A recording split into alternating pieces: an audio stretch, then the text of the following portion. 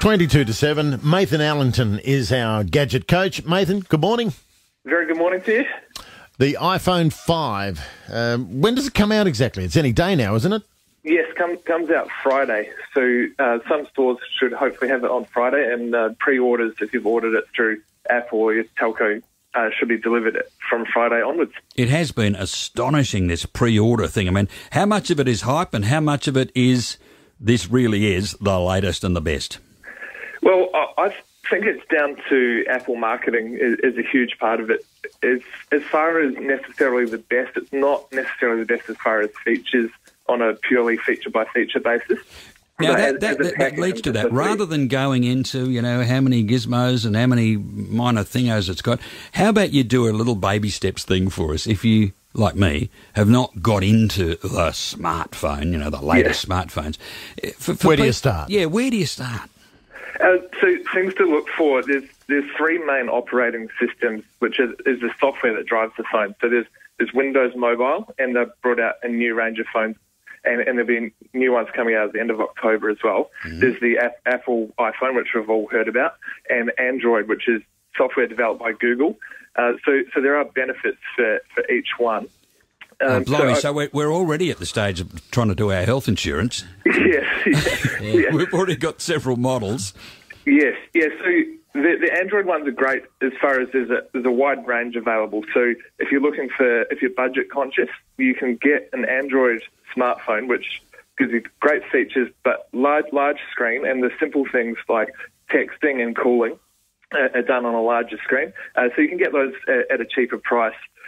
Apple are popular because of their intuitive and simple software. So if price isn't so much of a thing, but you're looking for simplicity, then Apple iPhones would be the one to go for. And that might also particularly apply if you already have an Apple Mac at home, because they talk to each other a little easier, maybe?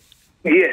So if you've got a Mac and with the latest software, there's a thing called iCloud, which is basically, it enables the phone to talk to the computer, and if you've got an iPad as well, that'll back up your information, and so you can have your contact list and calendar appear on all the devices and update automatically. Nathan, is there a place, is there a website, is there somewhere where you can actually go and get a kind of simple breakdown of, if you like this, then that one gets a tick, and so on? I have some thoughts on my Gadget Coach site. There's also, you can go to the different manufacturers, such as Apple, will have some explanation, and they have forums and support on each of their websites. So often when you buy a phone these days, they don't come with instruction manuals, so you do need to look online, and there are a lot of how-to guides, particularly through the websites of the brand that you buy the phone would be the best place to start. Okay. Because, Nathan, would it be the case that most people, I think young people are right into the apps and taking those things out for a spin, but would most people still use the smartphone as a phone? Yes, definitely. And I've seen a lot of clients of mine that just love the smartphones purely because the screen's so much larger.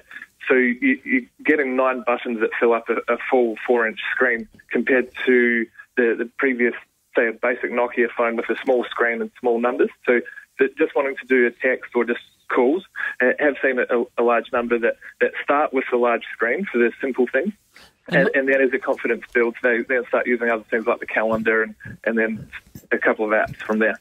And Nathan, the camera, it's more improved, more megapixels and all that business? Yes. So the latest iPhone, it's 8 megapixels. So what they've done, it's the same as far as megapixels to the previous version, but they've made it a smaller camera, so it fit in a thinner phone. Also, panoramic photos as a standard. Ooh. Yeah, I wondered, John, whether we just use them as a phone now. I reckon a fair few grandmas would be into the photographs because it is you've always got your camera with you. Yeah, you take pictures of the dog and you send them to your keep them on the file. Kids. You just flick through them. Yeah, so that's one thing I get asked a lot. Is so I've taken some photos now. So how do I get them onto my computer or get them onto Facebook? How do I share them? So the photos are definitely a much used feature of the smartphone. Just before we leave the phone, and we've got a question from Andy, Nathan. He says, surely Steve Jobs wouldn't have allowed a different sized plug on the new iPhone 6. He thinks this has got a huge annoyance factor. What do you think? Yes, it did cause some controversy. I'd say that there is a small annoyance factor, but to make the phone smaller and the engineering, I wouldn't necessarily agree that he would have prevented it. I think it's something they needed to do to go for the next range of devices for the next 5 or 10 years. That needed to go smaller at some point, so that they've decided with this model. Nathan, I reckon we better save up this light bulb. It's not going to go away, and you might just give us the one-line teaser. And Aussie really has invented a really new light bulb? Yes, yeah, an LED bulb that you can control with your smartphone that connects to your home network, and it's got a 25-year lifetime expectancy. Just on looking at the video, it looks like it can change colour and it can dim it. Next thing it'll cook the tea. It can strobe. Yes, yeah.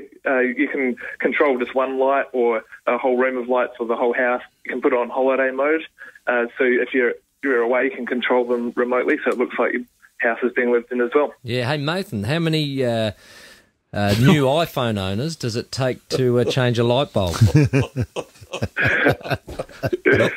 I can tell you it's 3,001. There's one to actually change the light bulb and the other 3,000 to get online and complain about the lack of obscure features. Very good. I like that one. Nathan, thanks very much. I'll talk to you next week. Pleasure. Look forward to it. Nathan Allington, our Gadget Coach. It's easy with Gadget Coach.